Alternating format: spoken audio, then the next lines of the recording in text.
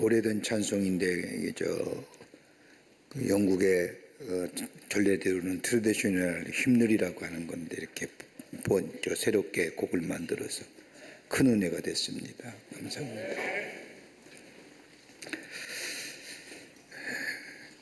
어떤 사람이 실수로 사람을 죽였습니다. 겁많은 이 사람이 감옥살이 갈 것이 두려워서 도망을 다니는데 무려 10년 동안이나 도망 다니다가 그만 공소시효를 10일 앞두고 붙잡혔습니다. 어떤 사람은 10일만 버티면 이런 얘기를 할 것 같은데 막상 붙잡힌 사람은 경찰서에 가면서 이렇게 이야기하더라는 겁니다. 이제야 살 것 같습니다. 이제야 비로소 마음이 자유롭습니다. 라고 이야기하더라는 겁니다. 심리학자인 칼라밍거 박사는 자신의 일생을 통하여 경험한 바를 이렇게 이야기합니다. 정신병원에 있는 많은 환자들 가운데 그들의 죄를 용서받았다고 하는 확신만 줄 수 있다고 한다면 그중 환자 가운데 75%는 그 다음 날에 태어나게 될 것입니다. 라고 이야기합니다. 의사와 상담하고 카운셀러와 아무리 상담을 많이 한다 해도 해결되지 않는 죄의 문제, 누군가가 내 죄를 사해 주었다는 이야기, 확신만 줄 수 있다고 한다면 많은 환자가 그 다음 날로 집으로 돌아가겠다는 겁니다. 인간의 심연의 깊은 곳에 자리 잡고 있는 이 죄와 죄책감 문제, 이것 때문에 힘이 들고 이것 때문에 자유롭지 않습니다. 그러나 우리의 죄를 자유롭게 하시고 우리의 죄책감을 해방시켜 줄 분이 누구냐? 다름 아닌 예수 그리스도이십니다. 예수 안에는 자유함이 있습니다. 예수 안에는 정죄함이 없습니다. 누구든지 예수 그리스도를 믿는 순간 여기 죄와 죄책감에서 참된 자유함을 누리게 됩니다. 오늘 본문의 말씀을 보십시오. 오늘 본문 말씀의 저자인 누가는 복음이 무엇인가에 대하여 초점을 맞추면서 설명하고 있는 것을 보게 됩니다. 누가복음의 저자인 누가는 데오빌로 가카에게라고 하는 사람에게 편지를 쓰면서 좋은 소식, 복음이 무엇이냐?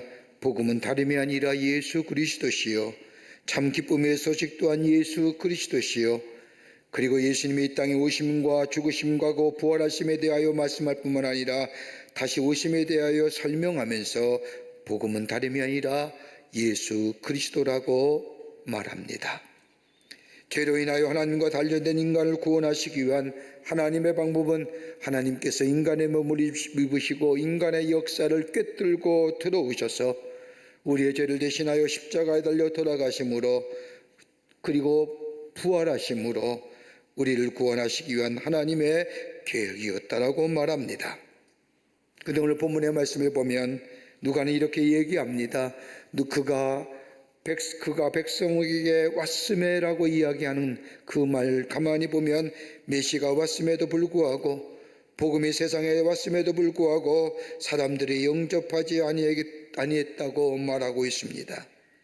복음이 예수님이신데 이 복음이 이 땅에 왔음에도 불구하고 영접하지 않은 이 땅의 백성들에게 진정 메시아를 영접하는 사람이 어떤 사람인가에 초점을 맞추고 가장 어두웠고 가장 캄캄했던 시대에 소망이 사라지고 희망조차 꿈꿀 수 없던 사람들에게 복음이 무엇인가에 대하여 설명하면서 정녕 메시아를 영접할 사람이 어떤 사람인가에 대하여 오늘 본문의 말씀은 우리에게 말씀해 주고 계십니다.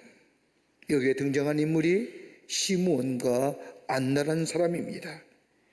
나이가 많은 시므온, 그리고 남편과 결혼한 지 7년 만에 사별하면서 혼자 살아온 안나, 이 인물을 통해 어떤 사람이 메시아의 오심을 알고 영접했는가를 우리에게 말씀하고 있습니다. 성탄절이라고 하면 매년 우리에게 오기에 그냥 지나치는 경우가 많이 있습니다. 성탄절 올 때마다 인간의 몸을 입으시고 이 땅에 오심을, 다시 오심의 영적 교훈을 잃어버리고 그냥 세상의 흐름을 따라서 흘러보내는 경우가 많이 있습니다. 그러나 정녕 성탄절을 성탄절답게 예수의 오심을 기쁘게 맞이하며 내 안에 참된 복음의 역사를 경험하는 정녕 메시아의 오심을 알고 메시아를 영접하는 사람은 어떤 사람일까요? 대강절을 보내고 있는데 예수 오심의 기쁨이 여러분과 저 가운데 충만해지기를 원하는데 메시아를 영접하는 사람, 다름이 아니라 오늘 본문의 말씀은 우리에게 첫 번째로 하나님의 위로를 기다리는 사람에게 메시아가 오신다고 말씀합니다. 예수님은 유대율법을 따라 이 땅에 오신 지 8일 만에 할례를 받으셨습니다. 그리고 출산으로부터 부정이 끝나는 날에 정결 예식을 행하기 위해 요셉과 마리아는 예루살렘 성전으로 올라가십니다. 정결 예식을 위하여 예루살렘 성전에 올라간 마리아나 요셉은 당시에 가난한 사람이 드리는 예물인 산비둘기 또는 집비둘기 한 쌍을 제물로 사서 제물로 드리기 위해 성전에 들어갈 때에 그때 시므온이라는 사람을 만나게 됩니다. 오늘 누가복음 말씀을 보면 그 시므온에 대하여 성경은 소개하기를 이스라엘의 위로를 기다리는 자라 소개합니다.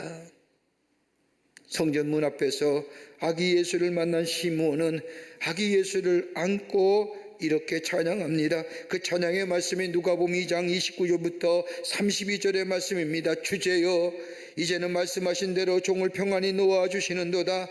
내 눈이 주의 구원을 보았사오니 이제는 만민 앞에 예비하신 것이요 이방을 비추는 빛이시요 주의 백성 이스라엘의 영광이다 라고 찬송합니다. 메시아를 품에 안고 예수님을 품에 안고 시므온은 오늘 이 누가복음 2장 29절부터 32절의 말씀을 요약한다면 이런 겁니다. 하나님, 지금 죽어도 요한이 없습니다. 주의 정을 평안히 가게 하여 주시옵소서라고 하는 찬양입니다. 이 찬양은 라틴어의 척귀를 따서 눈크 디미티스라고 부르는데 마리아의 찬양과 더불어 유명한 노래입니다. 노래 부를 수 없는 그때에 노래를 부르는 이 시므온, 그 시므온이 불렀던 노래를 요약한다면 하나님만이 우리의 구원자시고 하나님만이 우리의 위로자가 되어주시며 더 나아가서 이 땅에 메시아로 오신 아기 예수를 품고 하나님께서 내게 구원의 복된 소식을 주었다고 하나님을 찬양하는 찬양입니다. 어둠과 고통 가운데 있는 이 백성들뿐만 아니라 이방의 모든 사람들에게 이 메시아말로 구원의 주가 되신다는 겁니다. 그런데 오늘 본문의 말씀을 보십시오. 어린 아기 예수를 품에 안은 시므온이 아기 예수를 향하여 이렇게 얘기하지 않습니까? 주제여. 여기서 주제라고 하는 말은 데스포테스라고 하는 단어인데 황제에게만 쓰여지는 단어입니다. 황제의 통치가 이루어지고 그의 영광을 받고 심판이 그로부터 나온다고 해서 황제에게 붙여진 이름이 데스포테스, 주요라고 하는 이름입니다. 황제에게만 쓰여진 이 단어가 오늘 시므온은 아기 예수를 만나면서 고백합니다. 이렇게 고백한 건 나름이 아니라 참된 통치와 참된 평안과 참된 위로는 황제에서 나오는 것이 아니라 메시아가 되시는 예수 그리스도로부터 온다는 고백입니다. 하나님께서 보내신 메시아만이 우리의 구원자일 뿐만 아니라 우리의 위로자가 될 뿐만 아니라 우리의 삶을 평안의 삶으로 인도하시는 사람이라는 것을 고백하는 겁니다. 더 나아가 소망이 땅에 있는 것이 아니라 하나님께 있다는 고백이요, 가장 척박하고도 어두운 상황 속에서 빛으로 오시는 예수님을 찬양하는 찬양의 고백입니다. 소망은 하나님께만 있습니다. 평안도 하나님께만 있습니다. 위로도 하나님께만 있습니다라는 고백입니다. 어느 한 집사님의 가정에서 있었던 일입니다. 자영업을 하는 가정인데 남편 되는 집사님은 자영업을 하기에 코로나 기간에도 일을 하지 않으면 살 수 없기에 이 남편 되시는 집사님은 자신이 일하는 가게에서 먹고 자며 일합니다. 그리고 아내가 되는 집사님은 집에서 아이 셋을 돌봅니다. 너무나 힘든 상황입니다. 옆에서 지켜보는 사람들이 생각하기를 저렇게 살다가 혹 나쁜 일이라도 생기지 않을까 걱정이 있습니다. 그러다 어느 날 아내는 되는 집사님이 집에서 빨래를 개고 있는데 6살 난 막내 딸아이가 부르는 찬송 소리에 깜짝 놀랐습니다. 그 찬송은 다름이 아닌 구주 예수 의지함이 심히 기쁜 일일세 허락하심 받았으니 의심하지 없도다. 예수 믿는 것은 받은 증거 많도다. 아내된 집사님은 교회에서 오랫동안 반주를 해왔던 분이기에 이 찬송 아마도 수없이 반주했을 겁니다. 그런데 6살밖에 되지 않은 딸아이가 이 찬송을 부르는데 어떻게 저 찬송을 부를까 상상하지도 못할 일입니다. 그런데 교회 학교에서 배운 찬송입니다. 딸아이의 입에서 흘러나오는 구주 예수 의지함이 심히 기쁜 일일세 영생 허락받았으니 받은 증거만 또다. 이 찬송이 울려 퍼질 때 그 찬송가의 가사가 마치 자신을 두고 하는 이야기 같습니다. 딸아이 부르는 찬양이 엄마의 마음에 깊이 박힌 겁니다. 그러면서 자신을 돌아봅니다. 너무너무 힘든 여건이요, 너무너무 고달픈 삶이요, 하루에도 몇 번씩이나 자신의 삶을 포기하고 싶은 마음이 가졌던 이 집사님, 딸아이의 찬양을 들으면서 내가 왜 이렇게 낙심하고 있지, 왜 이렇게 절망하고 있지, 그러면서 자신에 대하여 묻습니다. 나의 기쁨이 무엇일까?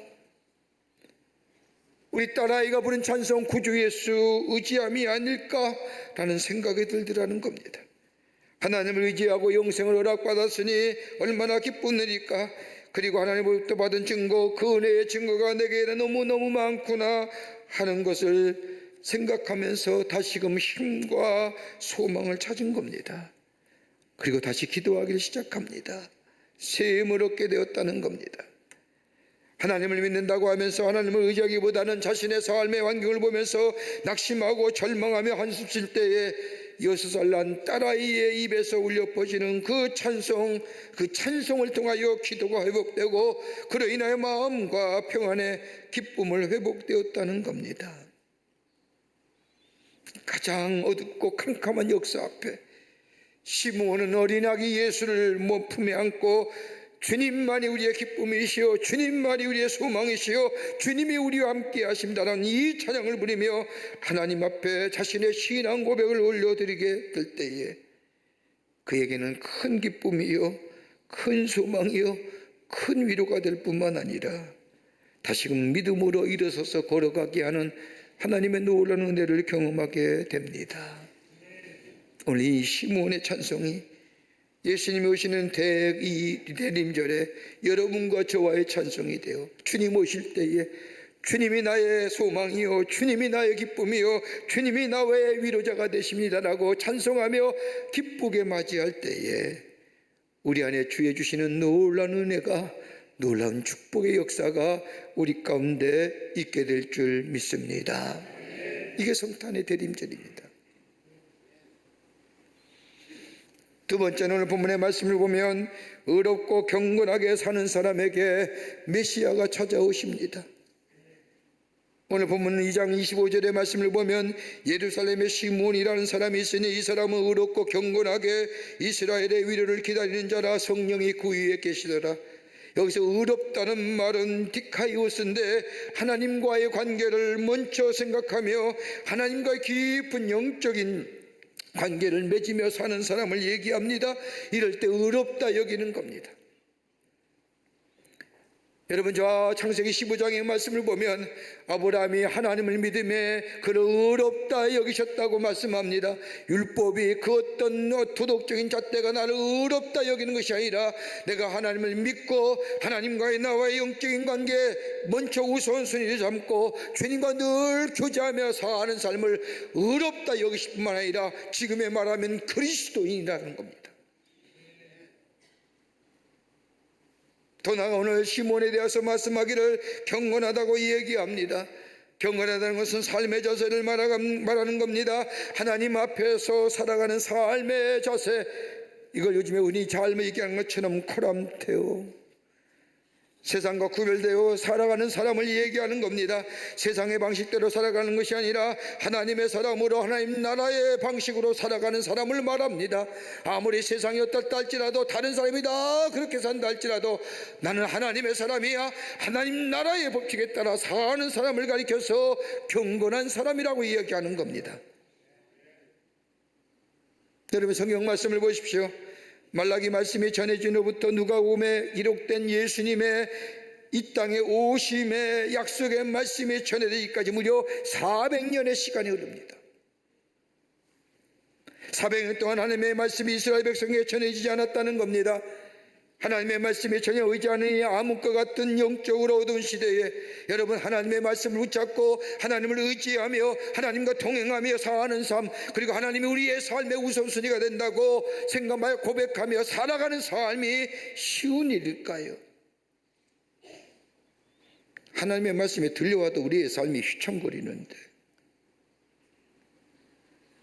하나님의 말씀을 들어 믿지도 않은 그 어두운 시대에 하나님의 말씀을 붙잡고 살아간다는 것 쉬운 일이 아닙니다.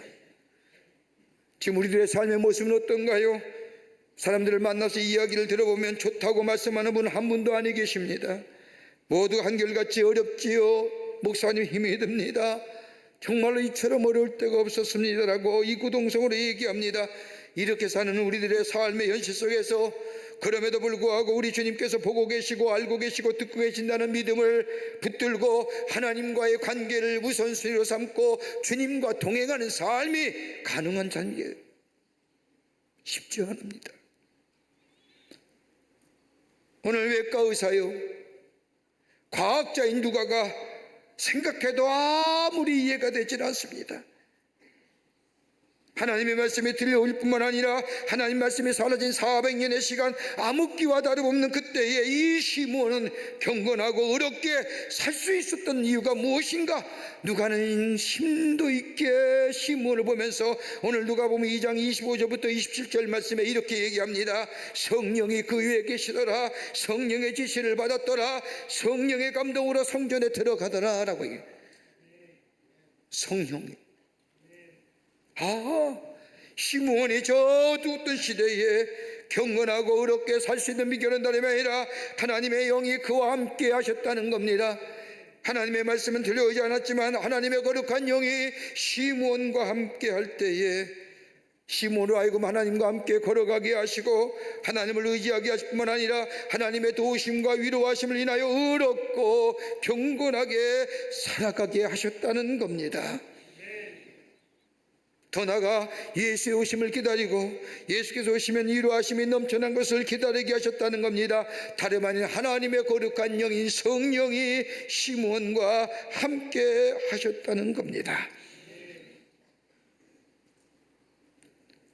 우리의 힘으로 믿음으로 지켜가면 세상을 이기고 하늘의 소망을 두고 살아가는 것 좀처럼 쉬운 일이 아닙니다마는 하나님의 영이 내 안에 계시고 성령이 나와 함께 하실 때에 우리는 죄에 넘어가지 아니하며 우리의 필요와 우리의 원하는 것이 우리의 삶의 우선순위가 되면서 어느새 우리의 믿음이 자리에서 떠나 있는 인생이 아니라 하나님이 도우심과 인도하심 가운데 우리의 믿음을 지키는 자, 아주 척박하고 어둠이 짙게 내려온 땅에서라도 그 믿음 지킬 뿐만 아니라 오늘 이 시므온의 모습을 보십시오. 시므온이 성령과 함께 살면서 인도함 받으면서 그가 한 일이 뭔가 오늘 성경은 몇 가지로 얘기합니다. 그 하나가 뭐냐? 입에서 찬송의 소리가 나왔다는 겁니다. 하나님이 살아계시고 그를 찾는 이들에게 하나님은 상 주시심을 믿는 사람, 하나님의 존재를 인정하는 것이 내 마음속에 전제가 되는 사람, 그러기에 찬송의 소리가 울려 퍼집니다. 여러분, 찬송 아무나 하는 거 아세요? 하나님이 믿어져야 됩니다. 믿어진다는 것은 하나님의 존재를 인정해야 됩니다. 그 인정이 내 마음속에 전제되어질 때에 여러분 찬송할 수 있는 겁니다. 우리가 힘이 들고 어렵다 할지라도, 곤고하고 마음에 깊은 상심이 있다 할지라도 입을 여 찬송할 수 있는 건 뭐예요?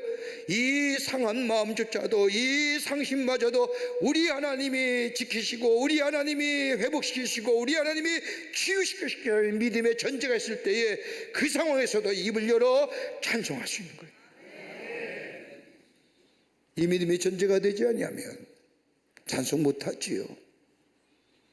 시므온은 가장 절박한 때에, 가장 어두운 때에 성령의 인도함 받아 믿음을 지킬 뿐만 아니라 입을 열 때마다 하나님 감사합니다, 이 땅 이 백성 회복시키실 것을 감사합니다라고 찬송했다는 거예요. 더 나아가 내 삶을 통하여 행하시는 하나님의 일들을 인정하고 받아들였다는 겁니다. 내 삶은 하나님의 인도에 가신다는 겁니다. 그러기 하나님의 말씀에 들려오지 않는 어둡고 척박한 환경 속에서도 그는 하나님을 찬양하고 감사했습니다. 성령과 함께 걸어갔습니다. 그리고 하나님이 살아계신다는 믿음을 끝까지 붙들고 이 어두운 역사 가운데서도 우리 하나님이 주관하시고 하나님이 행하시고 하나님이 인도하신다는 고백의 삶을 매일매일 드릴 수 있었던 겁니다. 비록 내 삶이 지금 어렵다 할지라도 이 3차 하나님이 회복시키시고 하나님이 치유시키실 것이라고 하는 믿음. 더 나아가 뭐예요? 축복합니다. 축복의 말을 합니다. 누가복음 2장 34절의 말씀을 보면 시므온이 그들에게 축복하고 라고 하는 말씀이 있습니다. 여러분, 나이도 많고 힘도 없고 죽을 소망밖에 없는 이 시므온, 그럼에도 불구하고 다른 사람을 축복할 수 있었던 이유가 어디 있을까요? 우리는 이 풍성하고 마음에 풍성함과 소유도 넉넉할 때 다른 사람을 축복할 수 있다고 생각합니다마는 오늘 시므온은 아무것도 없었습니다. 그런데 이 시므온이 축복할 수 있었던 것은 다름이 아니라 하나님이 자신을 축복의 근원으로 삼아주셨고 하나님이 주시는 복을 알고 믿었기 때문입니다. 복은 다른 것이 아니라 하나님으로부터 나온다라고 하는 사실을 이 시므온은 믿고 있었습니다. 그 축복을 다른 사람에게 전해지길 원하는 마음입니다. 비록 나는 어렵고 힘이 들지만 하나님께서 내 입술을 통하여 내 삶을 통해서 불평과 원망과 탄식이 흘러나가는 것이 아니라 나를 구원하신 하나님을 인하여 나를 통하여 내리시는 하나님의 축복이 우리의 말이 우리의 삶이 흘러가도록 살아내는 사람, 이게 하나님의 사람이요 성령이 충만한 사람입니다. 시몬이라는 겁니다.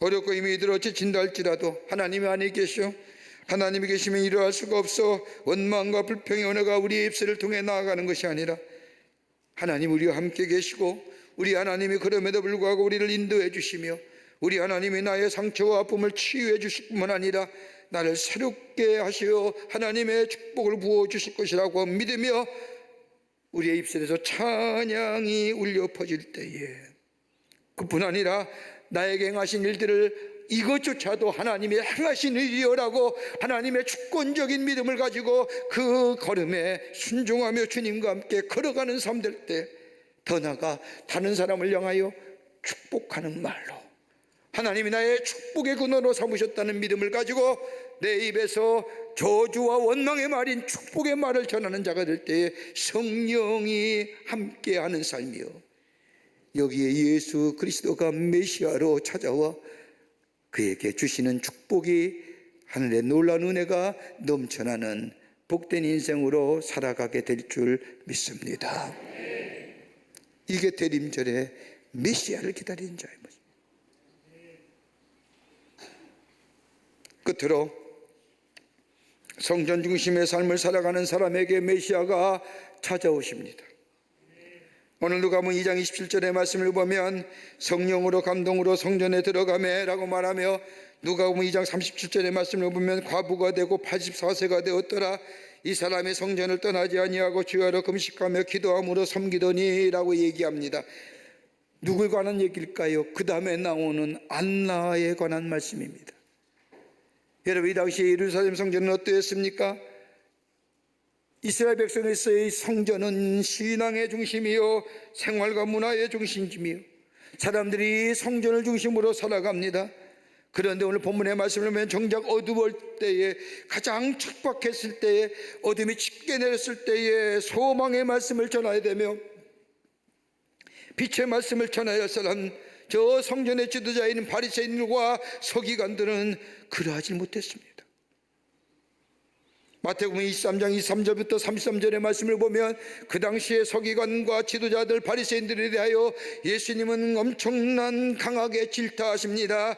정의와 공의를 버렸고 진찬과 대접의 겉은 깨끗하되 그 안에는 탐욕과 방탕으로 가득하고 저 회칠한 무덤과 같고 외식과 불법이 가득하고 지옥의 판결을 받을 자라고 우리 예수님은 강하게 저들을 질타합니다. 한마디로 말하면 절망이 시대입니다. 하나님의 말씀도 들려오지 않지요.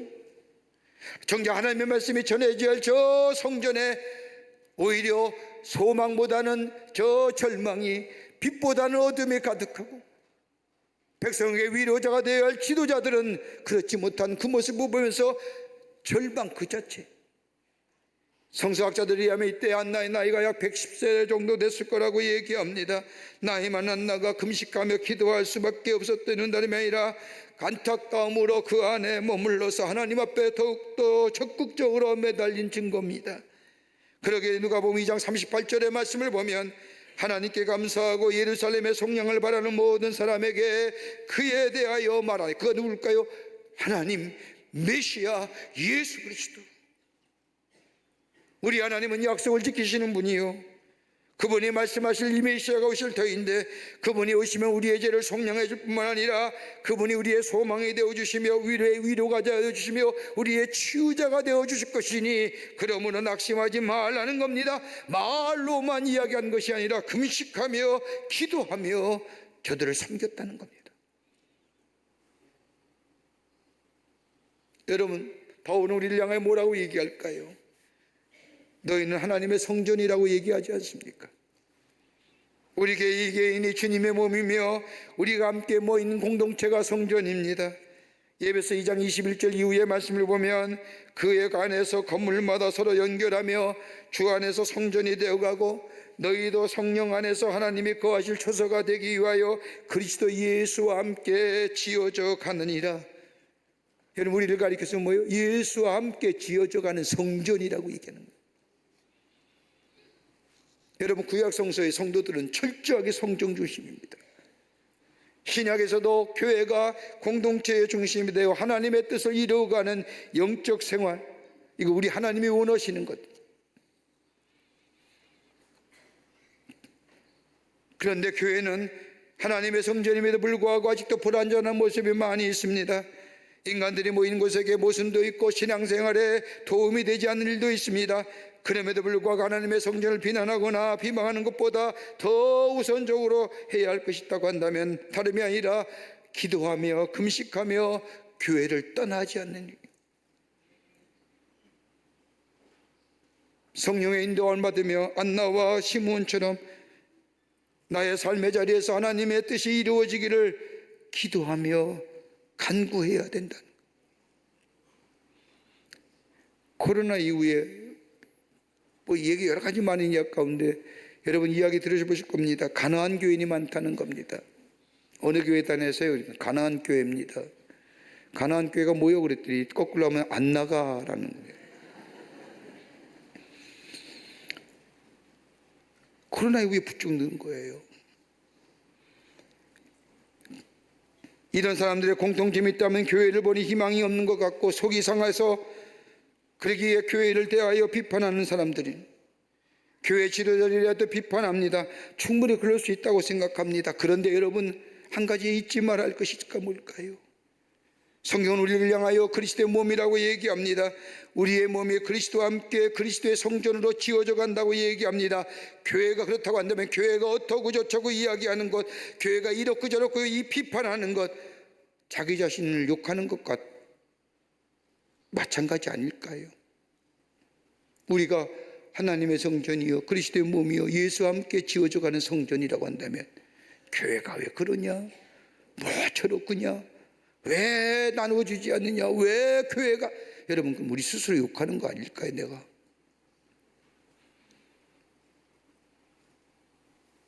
교회가 잘못되었다고 말하는 것은 자기 자신이 잘못되었다고 말하는 것과 같은 것이 아닐까요?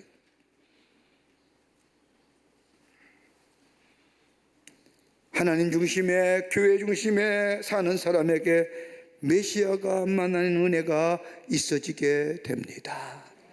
교회의 생활입니다. 예배를 중히 여기는, 미국에 가면 프리머스라는 교회가 있습니다. 헨리 워드 비치 목사님이 목회할 때 일입니다. 이 교회는 아브라함 링컨이 대통령 선거 유세 때 뉴욕을 방문했을 때에 예배드렸던 장소로도 유명합니다. 1927년이 교회 때에 교회에 있었던 일입니다. 나이 70세가 된 핑키라고 하는 할머니, 흑인 할머니가 예배가 끝날 즈음에 손을 듭니다. 목사님, 제가 교인들에게 꼭 간증할 이야기가 하나 있는데 제게 기회를 주세요. 목사님이 보니 너무나 간절한 모습으로 교인들 앞에 간절한 모습으로 이야기하기에 교인들 앞에 간증할 기회를 줍니다. 그분이 나오셔서 떨리는 목소리로 힘이 없지만 분명하고도 조심스럽게 입을 열어 간증하기를 시작합니다. 여러분, 지금으로부터 67년 전 1860년 2월 5일 주일이었습니다. 그때 제 나이가 9살이었는데 어머니와 형제는 2년 전에 버지니아 농장에 팔려갔고 저는 볼티모어의 노예상인에게 팔려 저의 주인은 제 몸값을 900불이로 정했습니다. 누군가가 900달러를 내지 아니하면 저는 노예로 지낼 수밖에 없었습니다. 그때 상황이 어린 나이에 너무나 무서워서 저는 주저앉아 하염없이 눈물만 흘릴 수밖에 없었습니다. 형제와 부모 다 잃어버리고 이제 나는 어디로 팔려갈 것이며 나의 미래는 어떻게 될 것이냐 하는 마음에 두려움과 떨리는 마음으로 초조하게 벌벌 떨고 있을 그때에 예배를 마치고 나오는 저 목사님의 눈과 제 눈이 마주쳤습니다. 그리고 노예상인에게 900불을 지불하시고 저를 풀어주신 겁니다. 나중에 들어보니 그날 예배 가운데 목사님이 성도들에게 말씀하기를 우리가 힘은 없지만 여러분 우리가 헌금을 해서 저 교회 문 앞에 노예로 있는 한 어린 소녀 저가 성령의 은혜를 받을 수 있도록 헌금했으면 좋겠습니다 라고 말씀하시며 그 즉석에서 헌금을 하게 되었습니다. 그때 성도들의 헌금 액수가 900불보다 많은 1100불이었습니다. 지금의 액수로 말하면 약 13,000불 정도 된답니다. 거기에 반지 하나도 헌물로 들어있었다고 합니다. 목사님 헌금을 가지고 저를 사서 자유인이 되게 하셨고 저에게 헌물로 들어온 그 반지를 저에게 끼워주셨습니다. 그 반지는 저에게 있어서의 자유의 반지입니다. 그날 이후 60년 동안 나는 단 한 번도 이 교회를 떠나거나 잊어본 적이 없습니다. 단 한 번도 나를 성령해 주신 예수 그리스도의 사랑을 잊어본 적이 없었습니다. 저의 살날이 앞으로 많이 남아있지 않지만 그리고 세상을 떠나기 전에 이 말씀을 여러분에게 꼭 드리고 싶습니다. 여러분이 헌금하신 900불은 저의 생명을 속량해 주신 엄청난 하나님의 은혜였습니다. 그러면서 그녀는 끼고 있던 반지를 교회에 다시 돌려드리겠다고 하며 자기 평생 67년 동안 끼었던 자유의 반지를 빼어서 교회에 다시 돌려드립니다. 지금도 뉴욕의 플리마우스 교회 가면 그녀가 끼고 있던 반지와 그녀의 노예매매 계약서가 전시되어 있다고 합니다. 핑키라고 하는 은혜 할머니의 간증이 끝난 뒤 그날 예배에 참석한 모든 이들이 눈물을 흘렸습니다. 한 흑인 소녀를 위한 900불이 노예를 해방시키는 속량금이 되었다는 겁니다. 그리고 이 핑키 할머니는 주님 앞에 가는 날까지 안나처럼 주님의 몸된 교회를 섬겼고 자신을 성령해 주신 하나님에 감사하며 감격하며 찬양하며 일평생을 지내셨다고 합니다. 매년 맞이하는 성탄절이지만 아무런 감격과 의미 없이 하나의 행사와 절기로 여기고 그냥 지나가는 것 우리의 보통의 삶이지만 우리 가운데 매년 주어지는 이 성탄절의 기쁜 기회, 우리 안에 소망이 현실이 되고 우리의 소망이 소유가 되고 우리의 평안함이 있는 것이 아니다. 우리의 소망은 예수 그리스도시요 예수 그리스도부터 오는 기쁨과 감사가 우리의 믿음 속에 넘쳐나게 될 때에 주님 맞습니다, 주님이 나의 소망이 됩니다 라고 고백하는 것이 바로 이 대림절에 예수 오심을 기다리는 우리의 고백이어야 될 줄 믿습니다. 주의 은혜 안에서 주의 사랑 안에서 그 주님을 영접하기 위해서 하나님의 말씀에 순종하며 말씀 안에서 의롭고 경건하며 예배 생활, 공동체 생활을 귀히 여기며 섬김의 삶으로 살아가겠다고 하는 우리의 결단이 있게 될 때 우리 주님이 약속하신 대로 우리 가운데 오시고 우리는 기쁘다 구주 오셨네 라고 고백되어지는 하나님의 삶으로 성탄의 기쁨을 누리며 사는 복된 하나님의 백성이 될 줄 믿습니다. 이 믿음의 고백이 여러분과 저 가운데 있어지기를 주의 이름으로 축원합니다.